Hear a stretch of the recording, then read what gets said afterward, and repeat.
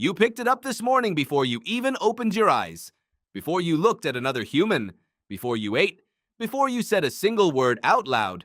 Your hand found it in the dark, the screen lit up, and something in your chest settled, just slightly, as if a low-level alarm had finally been switched off. You probably didn't notice. That's the part that should worry you, because the pull you feel toward your phone is not a character flaw. It is not laziness. It is not weakness.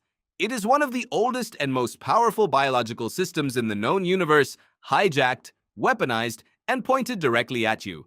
And once you understand what it actually is, you will never look at that little glowing rectangle the same way again.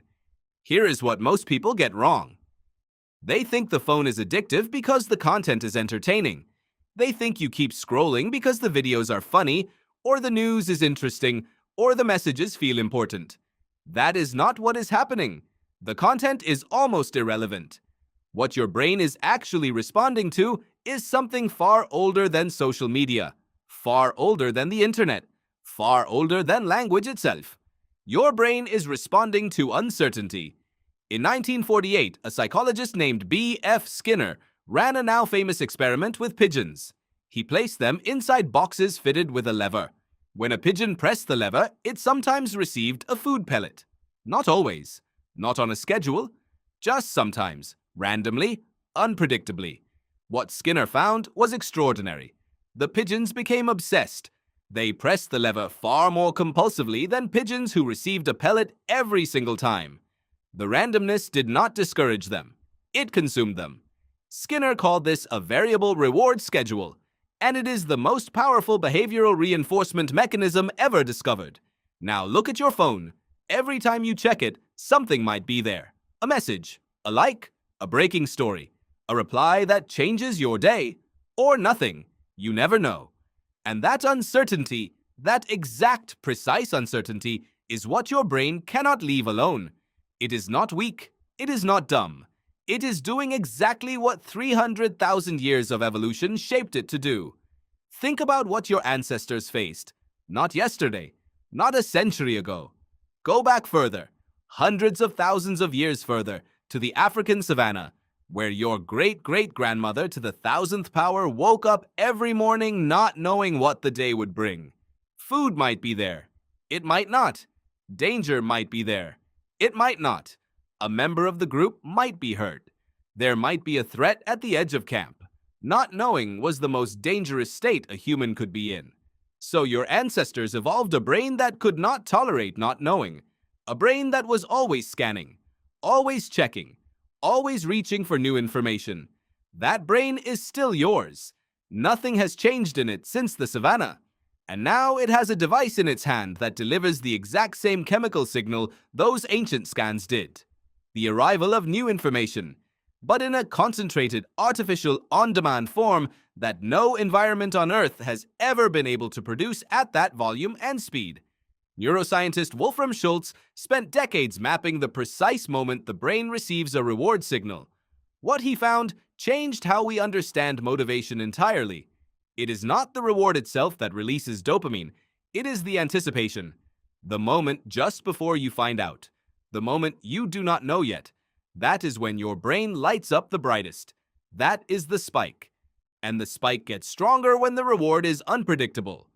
When you genuinely cannot guess what is coming. This is why you feel that slight, almost pleasant tension as you tap your screen to check your notifications. Your dopamine system has already fired before you see a single message. The expectation itself is the high. And here is the twist that changes everything. It gets stronger when the reward does not come. When you check your phone and there is nothing there, your brain does not conclude the search is over.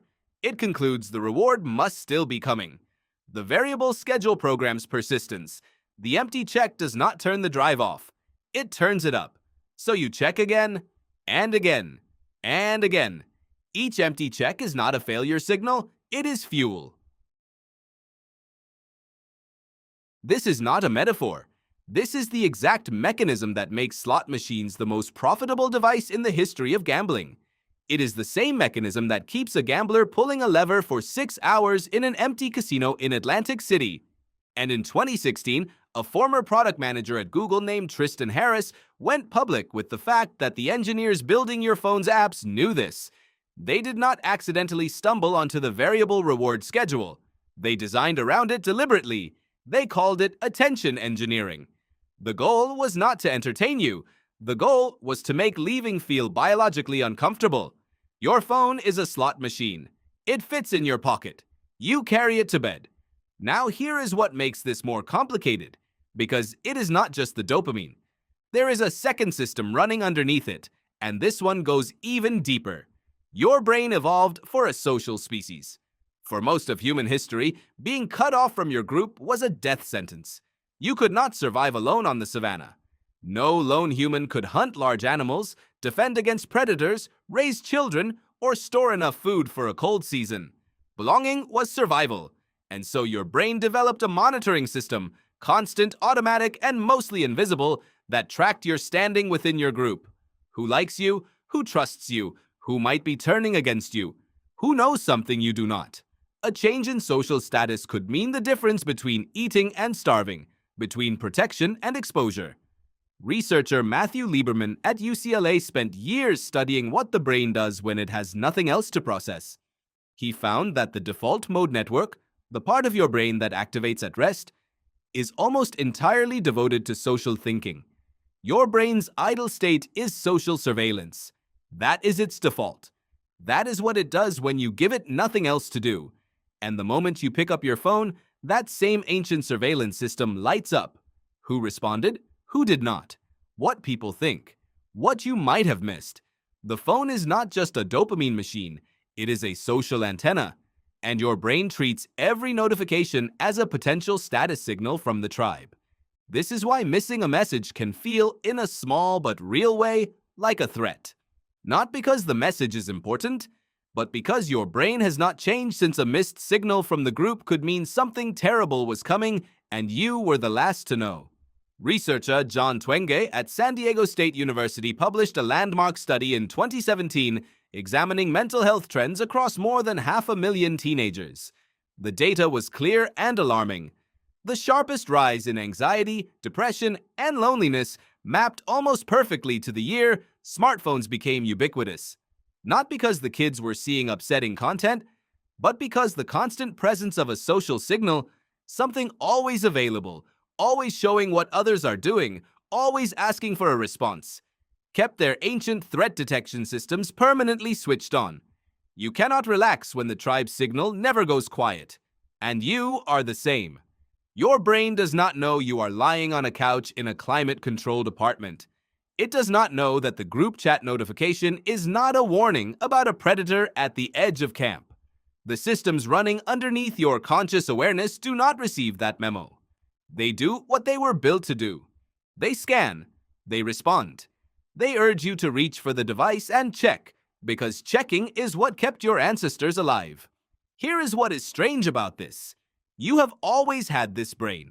Long before smartphones existed, long before the internet, long before television, the brain in your skull was already the most restless and social and information-hungry object on the planet. Ancient humans who were alert to new information survived. Ancient humans who were attuned to social signals thrived. Your brain is not broken. It is exquisitely well designed.